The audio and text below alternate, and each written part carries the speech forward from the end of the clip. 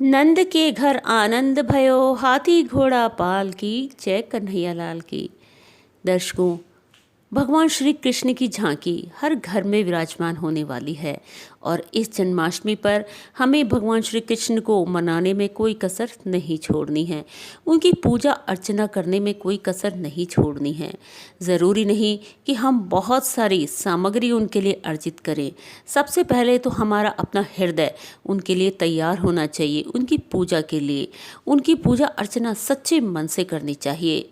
चाहे आपके पास सामग्री का अभाव हो, क्योंकि जो प्रभु होते हैं, भगवान होते हैं, वो अपने भक्त की आस्था देखते हैं।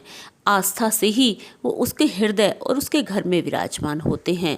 इस बार हमें भगवान की पूजा अर्चना में कोई कमी नहीं छोड़नी, लेकिन कई बार हम पूजा करते करते कुछ चीज़ें भूल जाते हैं या अनजाने में कुछ ऐसी गलतियां कर जाते हैं कि हम बहुत ज़्यादा पूजा अर्चना करते हैं, फिर भी हमें उसका पूर्ण फल प्राप्त नहीं हो पाता।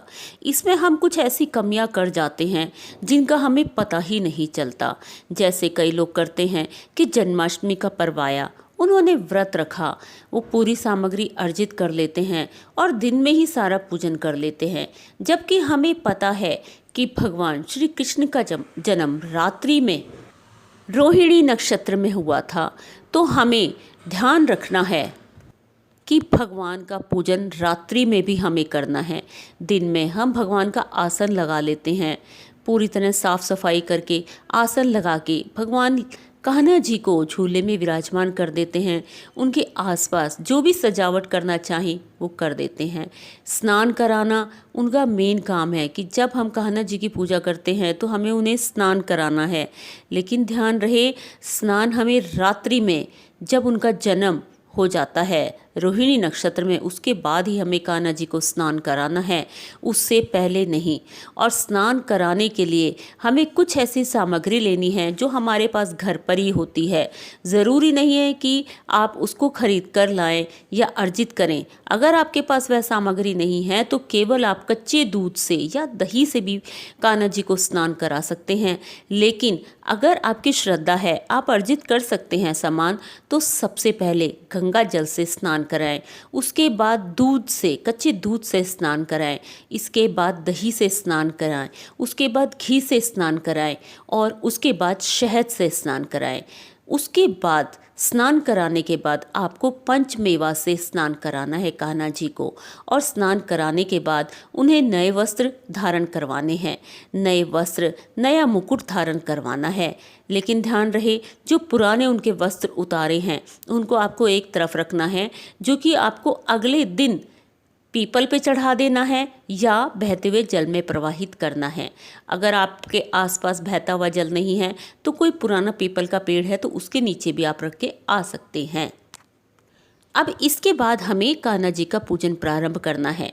जो भी आपने भगवान को भोग लगाने के लिए सामग्री या प्रसाद बनाया है, धनिये का प्रसाद या नारियल का प्रसाद, यही दोनों प्रसाद भगवान जी को चढ़ाए जाते हैं।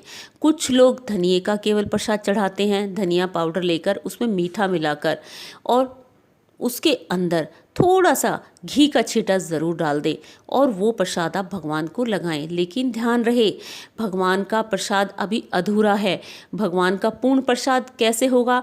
जब हम उसमें तुलसी दल मिलाएंगे, क्योंकि भगवान को तुलसी अति प्रिय है और अगर आप तुलसी नहीं डालेंगे तो उनका प्रसाद अधूरा रहेगा। नारियल का प्रसाद अगर आप घर पे बनाते हैं तो उसके साथ भी आप एक नारियल की बर्फ़ी या लड्डू का भोग लगाते हैं तो उस पर आपको एक तुलसी का पत्ता अवश्य रखना है। और एक उपाय जो मैं आपको बताने जा रही हूँ, जो इस बार जन्माष्टमी को आपको ज़रूर करना है, जो आपके घर में दिक्कतें बनी हुई हैं धन की, वो सारी ख़त्म हो जाएंगी और आपकी चारों पुश्तें राज करेंगी। आपके कभी भी धन की कमी नहीं आएगी, क्योंकि जहाँ कान्हा जी वहाँ लक्ष्मी जी का वास। तो इस बार हम ऐसा उपाय करेंगे जिससे कान्हा जी हमारे घर से कभी नहीं जाएंगे और ना ही माँ लक्ष्मी लौट कर जाएंगी, हमेशा के लिए हमारे घर में ही विराजमान हो जाएंगी। जो तुलसी के पत्ते आप भगवान के पूजन के लिए लेकर आए हैं, एक साबुत पत्ता तुलसी का लेकर उसको जहाँ आपने भगवान को स्नान कराने के बाद झूले में स्थापित किया है, चुपचाप उनकी मूर्ति के नीचे, कान्हा जी की मूर्ति के नीचे, उनके वस्त्रों के नीचे छिपा कर रख दीजिए और उसके बाद उनका पूर्ण पूजन कीजिए, पूर्ण पूजन आरती सहित।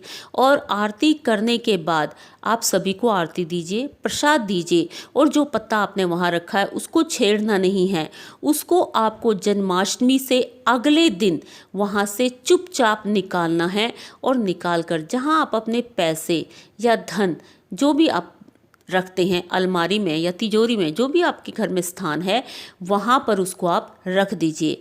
लेकिन ध्यान रहे वो पत्ता आप किसी डब्बी में रखें, क्योंकि समय के साथ वो सूखने लगेगा, तो सूखने से वो बिखर जाएगा। इसलिए या तो कोई छोटी डब्बी ले लीजिए, छोटी डब्बी नहीं है तो लाल कपड़े में उसको लपेट कर रख दीजिए। लेकिन ध्यान रहे परिवार में आपको किसी को नहीं बताना है, रिश्तेदारी में किसी को नहीं बताना है और ना ही किसी को कि आपने ऐसा कोई उपाय किया है, क्योंकि ऐसे बताने से जो उसकी शक्ति है वो क्षीण होने लगती है। तो इस बार जन्माष्टमी पर आपको ये उपाय अवश्य करना है। भगवान श्री कृष्ण आपके घर में अवश्य विराजेंगे और देखिए फिर पूरी लाइफ, पूरी ज़िंदगी आपकी कितनी बढ़िया हो जाएगी। आपके बच्चों का जीवन संवर जाएगा, आपके बच्चों के जीवन में आने वाली सारी कठिनाइयाँ हमेशा के लिए दूर हो जाएंगी और ये जन्माष्टमी आप कभी नहीं भूलेंगे। तो एक छोटा सा उपाय अवश्य कर लीजिए। मुरली मनोहर कृष्ण कन्हैया जमुना के तट पे विराजे हैं, मोर मुकुट कानों में कुंडल, कर में मुरलियाँ साजे हैं। हांडी बारिश की फुहार, माखन चुराने आए नंदलाल। जन्माष्टमी की हार्दिक शुभकामनाएं।